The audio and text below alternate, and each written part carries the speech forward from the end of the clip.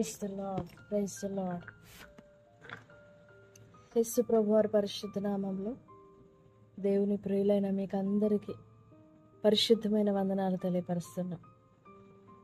ప్రియులారా, ఈ ప్రశస్తమైన పునరుద్ధాన దినాన ఈ విధంగా దేవుని బిడ్డలంగా మనమందరం కలుసుకోవడానికి ప్రభు మనకిచ్చిన ఈ గొప్ప కృపను బట్టి ప్రభును స్తుతిద్దాం, గనపరుద్దాం. నిజంగా దేవుని కృపలో కాపాడబడుచున్న విలువైన జనాంగము మనము.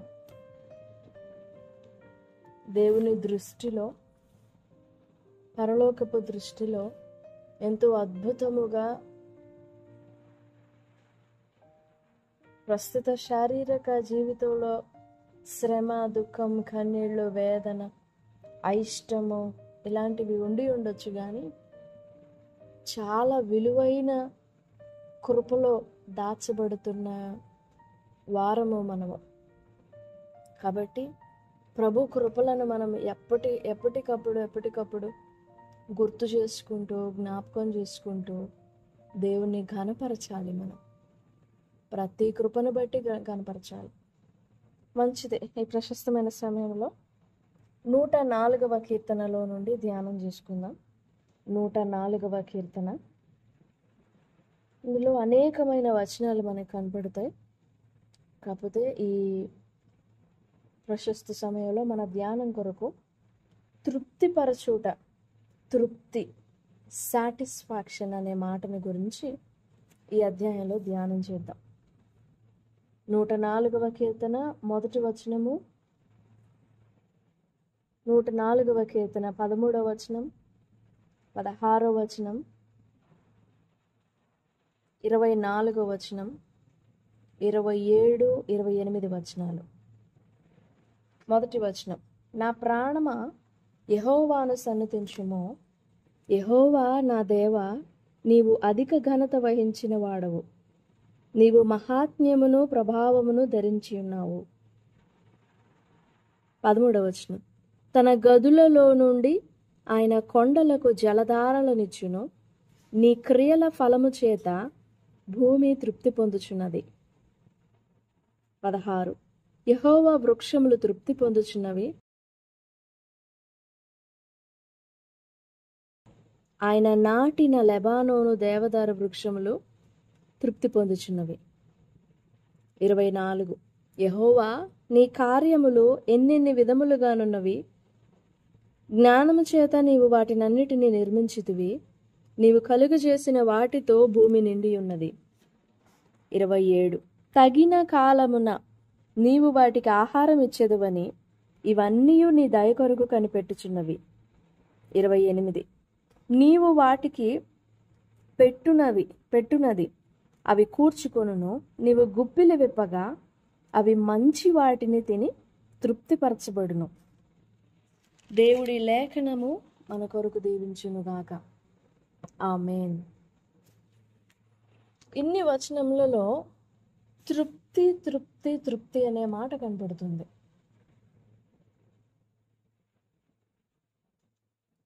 ఈ కీర్తన రాసిన కీర్తనకారుడు మొదటి భాగంలో మనకి దావీదు అని మెన్షన్ చేయకపోయినా 103వ కీర్తనలోని అనేకమైన వచనాలకు సమాన సాదృశ్యము ఈ 104వ కీర్తనలో కనపడుతుంది. దాన్ని బట్టి కీర్తన రచించినది దావీదే అని చెప్తాం. సరే, ఈ భాగంలో మొదట 103లోనేమో దేవుడు చేసిన కార్యాలు, ఆయన ఎలాంటి కృప చూపాడు, కనికరం చూపాడు, ఎంత ఎత్తైన కృప చూపాడు అని ఆయన క్రియలను గురించిన వర్ణన కనపడుతుంది. ఈ 104లో పర్టిక్యులర్గా దేవుని మహిమ కనపడుతుంది.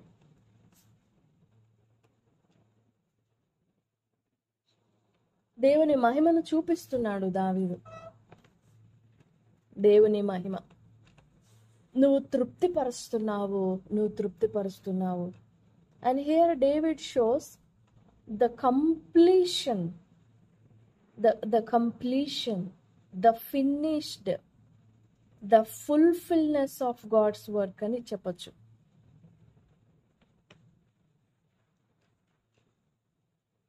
దేవుని కార్యములు ఎంత సంపూర్ణమైనవి, అసలు ఎలాంటివి అని ఈ కీర్తన మనకి ఎక్స్ప్లెయిన్ చేస్తుంది.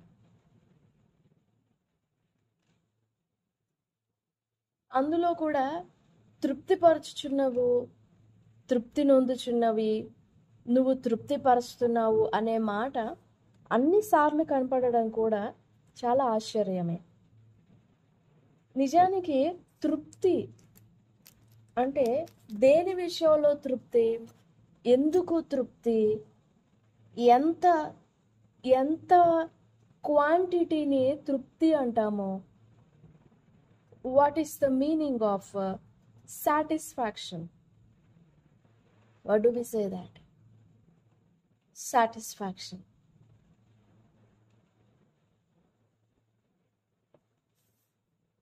సాటిస్ఫాక్షన్ మూల భాషలో సాటిస్ఫాక్షన్ అంటే తృప్తి అనే మాట దగ్గర సాబా అనే వర్డ్ ఉంటుంది. సాబా, filling up to the satisfaction, having enough, have plenty of, being filled with. ఇంకా ఎంత వివరించుకున్నా ఇనఫ్, అన్సాషియబుల్, ఫుల్, ప్లెంటీ, ఇంకెంత వివరించినా కానీ ఈ మాటని మనం ఇంకా పర్యాయ పదాలుగా చెప్పుకోవాలి. నిండుదల, నింపుదల, పూర్తిగా సంపూర్తిగా నింపడం, సంపూర్ణమైన కార్యమును సూచిస్తుంది సాటిస్ఫాక్షన్ అంటే.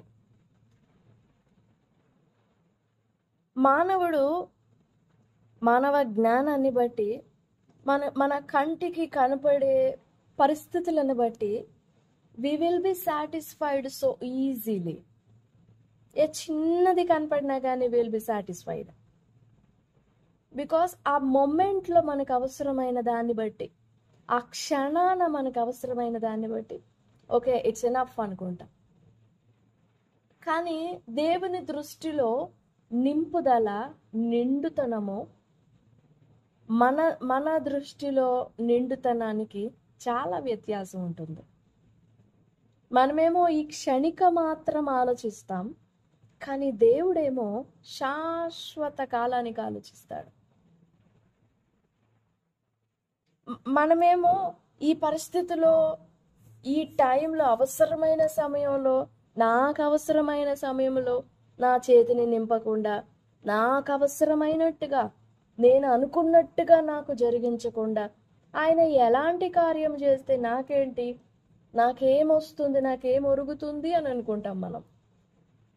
కానీ అన్ టైమింగ్లో, లేకపోతే ఆయన సమయం ఇంకా కాని వేళల్లో మన పక్షముగా నిలబడి మేలు చేయడం దేవుని స్వభావం కాదు. And God won't act in a foolish way. మనం తలంచే అవివేక తలంపులను బట్టి దేవుడు ప్రవర్తించడు.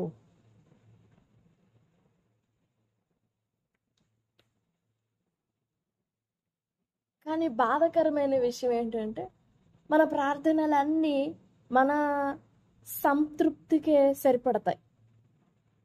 మనం అడిగేది, ఆశపడేది, మనకు అక్కరగా ఉండేది, మనకి బాధగా ఉండేది, వేదనగా ఉండేది, ఆ టైంలో అది ఇనఫ్గా సెట్ అయిపోవాలనుకుంటాం. కానీ దేవుడు అలా చెయ్యడండి. ఈ 104వ కీర్తన హైలైటెడ్ వర్డ్ అన్నమాట. తృప్తి పొందుచున్నవి నీ క్రియల ఫలము చేత. 13వ వచనం, నీ క్రియల ఫలము చేత భూమి తృప్తి పొందుచున్నది. ఇక్కడ ఉన్నవన్నీ కూడా సృష్టిని గురించే కనపడుతుంది. But place your self in that portion. భూమి అనే చోట, వృక్షములు అనే చోట, పక్షులు, జంతువులు అనే చోట మనలను రీప్లేస్ చేసుకుంటే ఎంత చక్కగా ఉంటుందో. నీ క్రియల ఫలము చేత భూమి తృప్తి నొందుచుంది. యెహోవా వృక్షములు తృప్తి పొందుచున్నవి, ఆయన నాటినవి తృప్తి పొందుచున్నవి. ఆయన గుప్పిళ్ళు విప్పగా అవి కూర్చుకొని మంచి వాటిని తిని తృప్తి పొందుచున్నవి. దేవుని కార్యము సంపూర్ణము. ఆయన ఏ కార్యం చేయదలిచినా అరకొరగా, అర్ధాంతరముగా, సగం సగం చేసి మనలను సగం సగంలో విడిచిపెట్టినట్లుగా ప్రవర్తించడు. If God wants to do something, he will do it in complete way. సంపూర్ణంగా చేసి ముగిస్తాడు ఆయన. చేయుటకు నీవు నాకు ఇచ్చిన పనంతటిని నేను నెరవేర్చాను. ద్వితీయోపదేశకాండ 32:4. ఆయన ఆశ్రయదుర్గముగా ఉన్నాడు, ఆయన కార్యము సంపూర్ణం, ఆయన చర్యలన్నీ న్యాయములు, ఆయన నిర్దోషి అయి నమ్ముకొనదగిన దేవుడు, ఆయన నీతిపరుడు, యథార్థవంతుడు. His work is perfect. His work is perfect. ఆయన కార్యము సంపూర్ణము. సంపూర్ణము అని అంటే మనకి నచ్చినట్లుగా కాదు. మనకి ఏది మంచి అనుకుంటాడో, మనకి ఏది మేలు కలుగజేస్తుందో, మనకి ఏది దీవెనకరంగా ఉంటుందో ఆ కార్యాన్ని మన పట్ల సంపూర్ణం చేస్తాడు. అది మనం గ్రహించేంత వరకు ఆయన క్రియ చేస్తూనే ఉంటాడు. ఎంత కృప కలిగిన దేవుడు ఆయన. మనల్ని ఆ మార్గంలో నడిపించేంత వరకు ప్రయాసపడుతూనే ఉంటాడు. 1వ అధ్యాయం ఆదికాండము 31వ.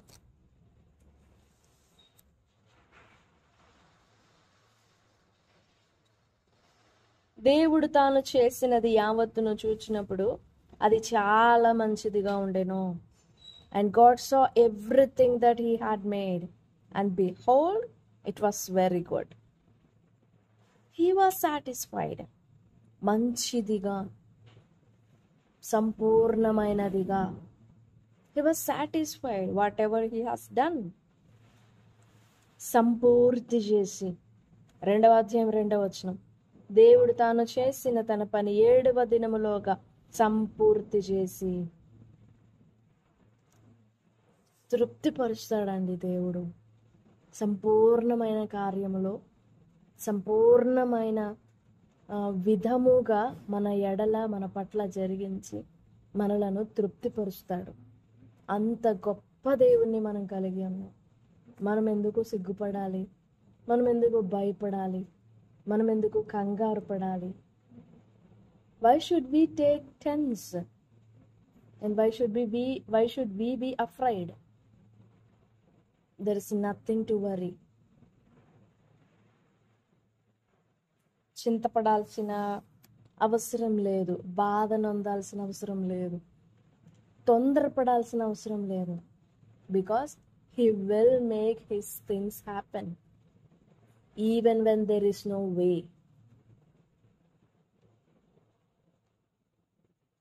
Even when there is no way. మన కనుల ఎదుట మార్గం ఏం లేకపోయినా he will create things to happen. But we have to make one thing for sure, that we should submit to his perfection. ఆయన ఏది సంపూర్ణం అనుకుంటున్నాడో ఆ సంపూర్ణతకు మనల్ని అప్పగించుకోవాలి. దేవా, ఏది మీరు సంపూర్ణం అనుకుంటున్నారో, నాలో ఏది మీ యోగ్యమైనది అనుకుంటున్నారో అది మీరు నెరవేర్చినంత వరకు నన్ను నీకు లోపరుచుకుంటున్నానయ్యా, నన్ను నీకు సమర్పించుకుంటున్నానయ్యా. నీ కార్యం నా యందు జరగనివ్వండి, మీ కార్యం నా యందు జరగనివ్వండి అని ప్రభు సన్నిధిలో మనం వేడుకోవాలి. We may not understand what God is working. ఎందుకంటే నిర్గమాకాండంలో God is planning a perfect end for everything. once for all. But they were so afraid to even understand what he is going to do. 14వ అధ్యాయం నిర్గమాకాండం.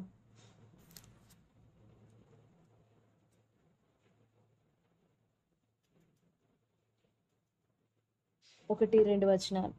మరియు యెహోవా మోషేతో ఇలాగ సెలవిచ్చెను, ఇశ్రాయేలీలు తిరిగి పీహహీరోతు ఎదుటను, అనగా మిగ్దోలుకు సముద్రమునకు మధ్యనున్న బయల్సెఫోను ఎదుటను దిగవలెనని వారితో చెప్పుము. దాని ఎదుటి సముద్రమునొద్ద వారు దిగవలెను. ఫరో ఇశ్రాయేలును గూర్చి, వారు ఈ దేశంలో చిక్కుబడి ఉన్నారు, అరణ్యము వారిని మూసివేసినని అనుకొనును. అయితే నేను ఫరో హృదయమును కఠినపరచెదను, అతడు వారిని తరుమగా నేను ఫరో వలనను అతని సమస్త సేన వలనను మహిమ తెచ్చుకొందును. నేను యెహోవానని ఐగుప్తీయులందరూ తెలుసుకొందురనెను. వారు అలాగు దిగిరి. వారు ఎర్ర సముద్రము దగ్గరకు వెళ్ళిన తర్వాత అప్పటికప్పుడు వెనకాల నుండి ఫరో సైన్యముతో తరమటం, అప్పుడు వాళ్ళు చూడటం కాదు. దేవుడు ముందే చెప్పాడు, నేను అక్కడికి తీసుకువెళ్తాను, అప్పుడు ఫరో ఇలా అనుకుంటాడు, అప్పుడు నేను ఫరో తరుమునట్లుగా చేస్తాను. Everything is God's thing. Pharaoh తరమటం కూడా దేవుని కార్యమే. Do you understand that? I will harden Pharaoh's heart, and he shall follow after them. ఎందుకు అని అంటే ప్రతి కార్యంలో కూడా దేవుడు మహిమ పొందుతాడు. Even it is bringing you pain, even if you are having tears, even if you are suffering, and everything whatever you are going through is bringing honour to the Lord. Because of all those things, God is being honored and He is being glorified. ఆ ఇరుకులో ఉంచినందుకు దేవుడు మహిమ పొందుతున్నాడు. ఫరో తరుమునట్లుగా ఫరో హృదయాన్ని కఠినపరచి మహిమ పొందుతున్నాడు. మానవ మాత్రలంగా మనకు ఆ జ్ఞానం అర్థం కాదు. అసలు ఫరోకి అంత కఠినమైన మనసు ఎందుకు వచ్చింది, అలా ఎందుకు ఇవ్వాలి దేవుడు అని విల్ బి క్వశ్చనింగ్ గాడ్. కానీ దేవుని సూపర్ ప్లాన్ ఏంటంటే, దేవుని మాస్టర్ ప్లాన్ ఏంటంటే, వన్స్ ఫర్ ఆల్ ఎండింగ్, ఆ లాస్ట్ ఎండింగ్ ఇచ్చేసేయాలి ఐగుప్తీయులకి. కానీ చూచున్నప్పుడు పరిస్థితి ఎలా కనపడుతుందంటే, ఐగుప్తీయుల చేతిలో ఇశ్రాయేలీయులు నాశనం అయినట్టు కనపడుతుంది. అంత టైట్ ఎండ్లో వారిని అంత బలవంతంగా ఊపిరి ఆడనంత ఇరుకులో వారిని ఇరికించేశాడు, మూసివేశాడు. ఇంకా అమాంతంగా పోయి ఫరో చేతుల్లో పడిపోతారు వాళ్ళు. అంత అంత అంత దగ్గరగా తీసుకొచ్చాడు శత్రువుని దేవుడు. తీసుకొచ్చింది అంత శోధకుడు అంత దగ్గరగా తీసుకొచ్చి దేవుడు ముంచేశాడు. అంత దగ్గరగా రాకపోతే we don't know the severity of the redemption. We don't understand that. వెనకాలే ఫరో తరమకుండా ఉంటే ఇశ్రాయేలీయులు దేవుణ్ణి అంతగా నమ్మేవాళ్ళు కాదు. మేము బయటకు వచ్చేసాం కదా, మమ్మల్ని ఎందుకు తరుముతాడులే అని అనుకునేవాళ్ళు. కానీ ఫరో ఎప్పుడైతే తరమటం ఆరంభించాడో వాళ్ళ హృదయాలు అందరి హృదయాలు, వారి హృదయం అంతా కూడా వారికి ఎక్కడెక్కడున్న భయం, ఎక్కడెక్కడున్న విశ్వాసం అంతా కూడా బయటకు వచ్చేసింది. And they were so frustrated and they don't have any faith in them. Every little faith was lost, and they just have to look on God. ఆయన వైపు చూడడం తప్ప ఇంకా ఏమీ మిగిలి లేదు. అంత టైట్గా పిండేశాడు దేవుడు ఇశ్రాయేలీయులను. ఏం లేదు, ఇంకా మాట్లాడడానికి ఓపిక లేదు, ఆలోచించడానికి జ్ఞానం లేదు, ఏం లేదు. దేవర్ నిల్, అంతే. అలా చేశాడు దేవుడు to make his mighty things happen. whatever God works in our lives, He will make everything for His own glory. And to believe that would be a little hard, difficult. అది నమ్మటం, అర్థం చేసుకోవడం కష్టంగా ఉంటుంది. కానీ శత్రువుని మీదకు రప్పించి తరుమునట్లు చేసి కఠినపరచింది దేవుడు. అలా కఠినపరచి ముంచేశాడు, నిలువున ముంచేశాడు. ఊరక నిలుచుండడం తప్ప ఇంకా ఏమి చెయ్యలేనట్లుగా అంత బలహీనపరిచాడు దేవుడు ఇశ్రాయేలీయుల్ని కూడా. అప్పుడు దేవుని కార్యం జరుగుతుంది. ఆయన అన్నారు 14:13, భయపడకుడి, యెహోవా మీకు నేడు కలుగజేయ రక్షణను మీరు ఊరక నిలుచుండి చూడుడి అని చెప్పి, మీరు నేడు చూచిన ఐగుప్తీయులను ఇక మీదట మరెన్నడను చూడరు.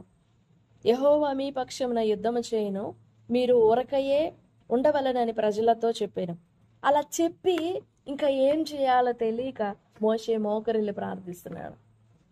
అప్పుడు దేవుడు అన్నారు, ఏంటి ఊరక నిల్చుండి చూడమని చెప్పి నువ్వు ఇంకా మొరపెడుతున్నావేంటి, లేచి సాగిపోవుడి అని చెప్పి ఇశ్రాయేలీయులతో. ఆ ఫరోకి ఎదురుగా మీరే వెళ్ళాలి, మీరే వెళ్ళాలి. You have to fight your own battle.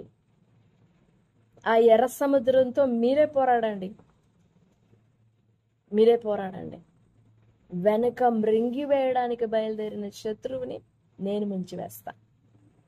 మీ ముందర ఉన్న ఆటంకం, మీ ముందర ఉన్న సమస్య, మీ ముందర మిమ్మల్ని మృంగివేయాలని, మిమ్మల్ని ముంచివేయాలని, మిమ్మల్ని మూసివేయాలని ఉండిన ఆ శోధనని you have to overcome that. You have to fight your own battle. You have to fight your own enemy. You fight for that. And I'll just open the way for you. ఆ మార్గంలో నడవాల్సింది ఇశ్రాయేలీలే. ఎంత విశ్వాసం కూడగట్టుకోవాలో తెలుసా?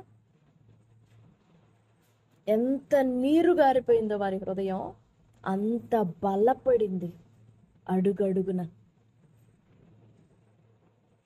రాత్రంతా గాలి వీచినట్లు చేసి సముద్రాన్ని ఆరిన నేలగా ఒక మార్గం, రాజమార్గం చేశాడు దేవుడు. రాజమార్గం చేసి ఆరిన నేల మీద నడిపించి వారిని ఘనపరిచాడు. ఇంకా మరి ఎన్నడూ చూడలేదు వారి ఐగుప్తీయులని. That's how God's work is perfect. అంత సంపూర్ణమైనది దేవుని కార్యం. మన జీవితంలో కూడా అంతే. తృప్తికరమైన కార్యం జరిగిస్తాడు. తృప్తి అంటే నింపబడి ఉండటం. దేవుని కార్యముతో మనం నింపబడతాం, దేవుని కృపతో నింపబడతాం, దేవుని మహిమతో నింపబడతాం. అలాంటి కార్యం చేస్తాడు. And for that to happen we have to wait on God. అలాంటి సంపూర్ణమైన కార్యం జరగడానికి ఎదురు చూడాలి. మనం విశ్వసించాలి, విశ్వాసంతో ఎదురు చూడాలి. ప్రభు సన్నిధిలో వేడుకుందాం. దేవా, మీరు నన్ను తృప్తిపరచండి. మీ క్రియాఫలము చేత, మీ కార్యముల చేత నన్ను సంతృప్తిపరచండి. నీ క్రియల చేత నన్ను సంతోషపరచండి. మీ మార్గములు, మీ కార్యములు గ్రహించి అర్థం చేసుకున్నట్లు నాకు జ్ఞానాత్మనివ్వండి, నా హృదయం తెరవండి.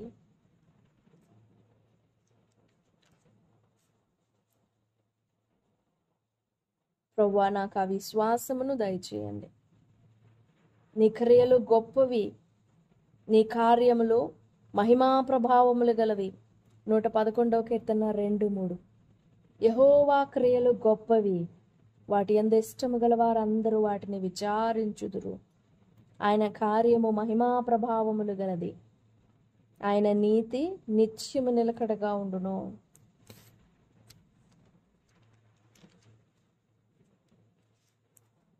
ఆయన తన క్రియల చేత, కార్యముల చేత మనలను సంతోషపరుస్తారు.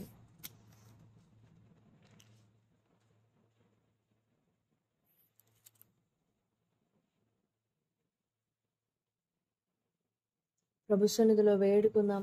ప్రభు సహాయపడతారు. దేవుడి మాటలన్నీ మన వినికిడిలో దీవించును గాక. ఆమేన్, ఆమేన్. చిన్న ప్రార్థన. దయగలిగిన తండ్రి, మా మంచి యేసయ్య, పరిశుద్ధుడా, మీ ఘనమైన నామానికి స్తోత్రాలు. ఈ ప్రశస్తమైన సమయంలో మాతో మాట్లాడుతొచ్చిన నీ మాటలను బట్టి మీ నామానికి వందనాలు చెల్లిస్తున్నాను. సజీవుడైన దేవుడవు, మా జ్ఞానానికి మించి మమ్మల్ని ఎంతో మిక్కిలిగా ప్రేమిస్తున్న ప్రాణప్రియుడవు. మా గురించి మీ తలంపులు, ఉద్దేశాలు, మార్గాలు ఎంతో హెచ్చైనవి, ఘనమైనవి, గొప్పవి నాయన. ఆ ఘనమైన కార్యాలు మేము గ్రహించినట్లు మా హృదయాలు వెలిగించండి. మీ కార్యములు విచారించినట్లు మాకు వివేకాన్ని, బుద్ధిని దయచేయండి. ఓ తండ్రి, నీ నామము మాయందు మహిమపరచబడినట్లుగా మీ క్రియాఫలము చేత మమ్మలను తృప్తిపరచండి. మీ కార్యములు నెరవేర్చి మమ్మను సంతోషపరచండి. ప్రభువా, మీ సంపూర్ణమైన కార్యము కొరకు విశ్వాసంతో ఎదురు చూచినట్లుగా మా ప్రాణాత్మ దేహములు మీ కార్యముల కొరకు సిద్ధపరచమని వేడుకుంటూ, ప్రశస్తమైన సన్నిధిలో మీ మాటలను బట్టి వందనాలు చెల్లిస్తూ, సమస్త మహిమ, ఘనత, ప్రభావములు మీకు ఆరోపిస్తూ, సమయం అంతటిని బట్టి మిమ్మల్ని స్తుతిస్తూ, యేసు ప్రభుల వారి పరిశుద్ధ నామములో స్తుతించి ప్రార్థిస్తున్నాము తండ్రి. ఆమేన్, ఆమేన్. Praise the Lord. God bless you all. Have a great and blessed day. Amen.